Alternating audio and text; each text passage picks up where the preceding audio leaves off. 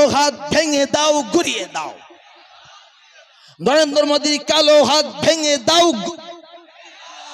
ইনশাআল্লাহ আমরা হিন্দু মুসলমান কাঁধে কাঁধ মিলিয়ে নরেন্দ্র মোদীর অপশক্তিকে আমরা হারিয়ে দেবো বলি ইনশাআল্লাহ। কৃষি বিলকে প্রত্যাহার করার জন্য প্রায় 700 জন ভারতবাসীকে তাদের রক্ত দিতে হয়েছিল। এই ভারতের মাটিকে রক্তাক্ত করার পরে এই জালিম সরকার, সাম্রাজ্যবাদী সরকার ওই বিলকে প্রত্যাহার করতে বাধ্য হয়েছিল। ঠিক কিনা? এক বৃন্তে দুটি কুসুম, হিন্দু মুসলমান, মুসলিম তার নয়নমণি, হিন্দু তাহার হিন্দু নয়। আইনটি আপামর জনসাধারণ, সাধারণ নাগরিক প্রত্যেকটা ভারতবাসীর বিরুদ্ধে এই আইন নিয়ে আসছে। ইতিপূর্বে জেনে থাকবেন কৃষি বিল নিয়ে এসেছিল ভাই, জানেন তো?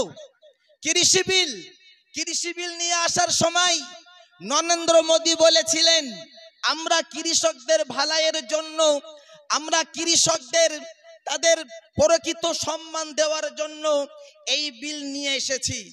কিন্তু আপনারা জেনে থাকবেন এই কৃষি বিলকে প্রত্যাহার করার জন্য প্রায় 700 জন ভারতবাসীকে তাদের রক্ত দিতে হয়েছিল। এই ভারতের মাটিকে রক্তাক্ত করার পরে এই জালিম সরকার, সাম্রাজ্যবাদী সরকার ওই বিলকে প্রত্যাহার করতে বাধ্য হয়েছিল। ঠিক কিনা? হে আমার সম্মানিত উপস্থিতি, ওয়াকফ বিল নিয়ে এসেছে, তাই না? সরকার মনে করেছে যেটা এনেছি সেটাই আমি লাভ করব। সরকার করেছে 370 ধারা তুলে দিয়েছে। সরকার চেয়েছে 3 তালাক বিল তো আমি তুলে দিয়েছি, বন্ধ করে দিয়েছি। সরকার চেয়েছে যে আমি যা ইচ্ছা তাই করব। চলো আজকে মুসলমানদের 8 লক্ষ একর জমি রয়েছে ভারতবর্ষে, ওয়াকফ সম্পত্তি, এটার বিরুদ্ধে একটা আইন নিয়ে আসি। সম্মানিত উপস্থিতি, এখন আমার কথা বলার সময় না, শুধুমাত্র আপনাদের দৃষ্টি আকর্ষণ করতে চাইছি এই লড়াই কিন্তু দীর্ঘদিনের লড়াই হবে। এই লড়াই শুধু আজকে তিনডা ফাইটার্স ক্লাবের মাঠে একদিনের লড়াই নয়। এই লড়াই আমাদের ময়দানে রক্ত দিতে হতে পারে, জান দিতে হতে পারে, মাল দিতে হতে পারে। এই ভারতবর্ষকে স্বাধীনতার সময়, এই ভারতবর্ষকে রক্ষা করার সময় ভারতের ব্রিটিশ সাম্রাজ্যবাদী সরকারকে 190 বছরের কুশাসন থেকে তাদেরকে আমরা প্রতিহত করতে পেরেছিলাম হিন্দু, মুসলমান, জৈন, খ্রিস্টান সকলের সম্মিলিত প্রচেষ্টায়। তাই তো কাজী নজরুল ইসলাম বলেছেন মোরা এক বৃন্তে দুটি কুসুম, হিন্দু মুসলমান, মুসলিম তার নয়নমণি, হিন্দু তাহার হিন্দু হিন্দু আমরা হিন্দু মুসলমান এই ভারতবর্ষের মাটি থেকে নাপাক শক্তি ব্রিটিশ সাম্রাজ্যবাদীকে আমরা 190 বছরের অপশক্তিকে আমরা হটিয়েছিলাম। ইনশাআল্লাহ আমরা হিন্দু মুসলমান কাঁধে কাঁধ মিলিয়ে নরেন্দ্র মোদীর অপশক্তিকে আমরা হারিয়ে দেবো বলি ইনশাআল্লাহ। তৈরি আছেন তো? কে কে তৈরি আছেন হাত তুলে দেখান তো।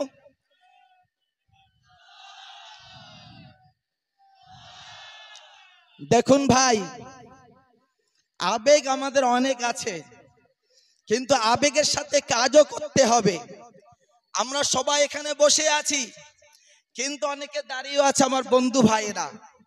আমি আমার প্রাণের বন্ধু ভাইদের কাছে আহ্বান করছি, এই মাঝখানে যে জায়গাগুলি আছে যদি ভরাট করে নেন দেখতে কেমন লাগবে ভাই আপনারা বলুন। আপনারা যারা বসে আছেন কেমন লাগবে? আরো জোরে। আমার সম্মানিত উপস্থিতি যারা বাইরে দাঁড়িয়ে আছেন, আমি অনুরোধ করব আপনারা ভিতরে চলে আসুন। আমাদের পরবর্তী বক্তা তারা বক্তব্য দেবেন ইনশাল্লাহ। ইতিমধ্যে আমাদের মাঝে অনেকেই উপস্থিত হয়েছেন। ইটিন্ডা পানি দরগাহ আখারপুরের আমাদের 2 জন প্রিয় ভাইকে আমরা পেয়েছি। বিশ্বাস করুন, এটা আমি অতিরিক্ত বলতে চাই, অতিরিক্ত বলছি না। আমরা আমাদের এই অনুষ্ঠানটি মাত্র একদিনের প্রস্তুতি, মাত্র একদিন সময় পেয়েছিলাম। কি কারিমুল, আমরা একদিন সময় পেয়েছিলাম। আমরা আইসি সাহেবের কাছে গিয়েছিলাম। আইসি সাহেব আমাদের বসিরহাটের আইসি সাহেব, আমি সকলকে বলছি বহুদিন বাদে আমরা ভালো একটা আইসি কে উপহার হিসেবে আল্লাহ পাক আমাদেরকে দান করেছেন। সত্যি বলতে অমায়িক একজন আইসি সাহেব, খুব ভালো মানুষ। তিনি আমাদের সাথে সুন্দর সদ্ব্যবহার করেছেন এবং তিনি আমাদেরকে বলেছিলেন, প্রিয় ভাই আপনাদের ওখানে শারিফুল আছে না? আমি বললাম হ্যাঁ। শফিকুল ভাই আছে না? বলছে হ্যাঁ। ঠিক আছে যান, আপনাদের পুরো ফাইনাল ওখানে। কারণ আমি জানি ইটিন্দাপানি দরগা আখারপুরের মানুষ শান্তিপ্রিয় মানুষ। এখানে আমরা হিন্দু মুসলমান কাঁধে কাঁধ মিলিয়ে একসাথে দীর্ঘদিন যাবত আমরা একসাথে আমরা সহাবস্থান করে থাকি, বসবাস করি। আমরা কোনোদিন কোনো হিন্দুর বিরুদ্ধে কথা বলি না। আমার হিন্দু ভাই সে আমারও ভাই, আমার মুসলমান সে আমারও ভাই। আমাদের সকলকে এই লড়াইয়ের ময়দানে উভয় ভাইদেরকে আমরা দেখতে চাই, ঠিক কিনা? দেখতে চান না? চান?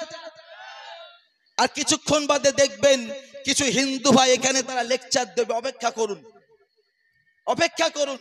তো এখন আমি লেকচার দেওয়ার জন্য আমাদের দুই পঞ্চায়েতের সুপরিচিত ব্যক্তিত্ব, বিশেষত আমাদের ভাই তাদের নাম ঘোষণা দিচ্ছেন, আমার ভাই কারিমুল ইসলাম। তারপর পর ইনশাল্লাহ আমাদের আমন্ত্রিত বক্তাগণ এসে গেছেন, ইনশাল্লাহ তারা বক্তব্য দেবেন। তবে সুশৃঙ্খল ভাবে ঐক্যবদ্ধ ভাবে এই লড়াই চালিয়ে নিয়ে যেতে হবে। একবার আমরা সবাই নারায়ে তাকবীর ধ্বনি দেই তো ভাই, নারায়ে তাকবীর, আরো জোরে নারায়ে তাকবীর। নরেন্দ্র মোদীর কালো হাত ভেঙে দাও, ঘুরিয়ে দাও। নরেন্দ্র মোদীর কালো হাত ভেঙে দাও, ব্রিটিশ সাম্রাজ্যবাদী কালো হাত ভেঙে দাও, ঘুরিয়ে দাও। ওয়াকফ বিল আমরা মানছি না, ওয়াকফ বিল মানছি না। নারায়ে তাকবীর, নারায়ে তাকবীর। ইনকিলাব जिंदाबाद, इनकलाब जिंदाबाद। सारे जहां से अच्छा हिंदुस्तान हमारा, सारे जहां से अच्छा, सारे जहां से अच्छा, सारे जहां से अच्छा, सारे जहां से अच्छा, सारे जहां से अच्छा। देश जुड़े आवाज তোলো, ওয়াকফ বিল ছিঁড়ে ফেলো। देश जुड़े आवाज তোলো, ওয়াকফ বিল। देश जुड़े आवाज, देश जुड़े आवाज তোলো, देश जुड़े आवाज। हिंदू मुस्लिम दिच्छे दाग, काला कानून निपात जाक। हिंदू मुस्लिम दिच्छे दाग, हिंदू मुस्लिम हिंदू मुस्लिम दिच्छे दाग। नाराये ताकबीर। ইনশাআল্লাহ পরবর্তী সময় আবার আসা যাবে। এখন আমি পরবর্তী বক্তার নাম ঘোষণা করার জন্য আমাদের সঞ্চালক ভাই প্রিয় কারিমুল ইসলাম সাহেবকে আমি আহ্বান করছি।